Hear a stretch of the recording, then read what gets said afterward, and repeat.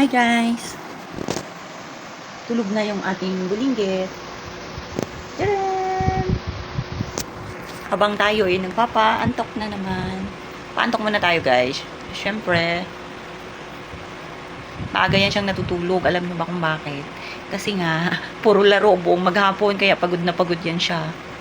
Di ba? Kawawa naman ang baby. Tapos guys, pagka halimbawa may trabaho, minsan may time na 24 hours talaga na hindi tayo makaka-uwi ng bahay. Mas lalong kawawa na naman sila ni Nani kasi dalawa lang sila dito sa bahay. Wala silang ibang kasama dito guys eh. O, di ba? Kawawa ang bulinggit pagka nagtatrabaho tayo tapos 24 hours. Then after 24 hours, saka tayo makaka-uwi ulit.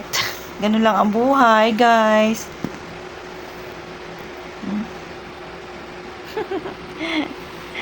Ganun lang ang buhay natin. Tiis-tiis lang para may kainin. Sobrang sakit na ulo ko, guys. Alam niyo ba kung bakit? Mataas ang laging sobrang init ng panahon natin. Tapos parang akala mo nagkakrak yung ulo ko.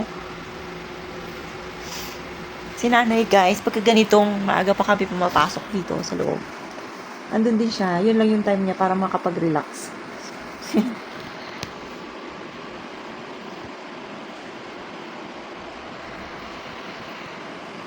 No time for labas. No time for nightlife. Oh, iba na yung buhay natin ngayon, syempre. Alaga, bantay sa bata. Punta natin guys si Nanay. Let's go.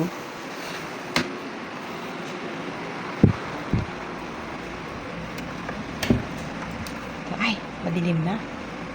Madilim na guys. Buksan natin. Tapos ito naman patayin natin.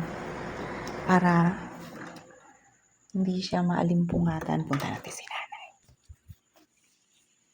Tulog na yan siguro guys. Tulog. Oy! Nanay, may kachat. Oh. Sino yan? Sino yan?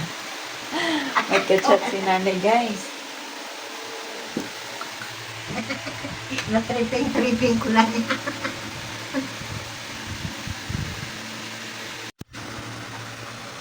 Simpleng buhay. Nood lang ng cellphone. Mamaya kachat na. Wala may ano. Mukhang may kachat ka kanina. Lord, maraming salamat po sa pagdaan ng paghapon. Kaya po ako na. Babalik sa pagkabata. Nakakapagod. Nakakapagod talaga guys yung bumaghapon. Kaya sarap matulog na naman. Ngayon walang trabaho bukas. Ay, buti na lang Saturday bukas. Pero ano, trabaho pa rin.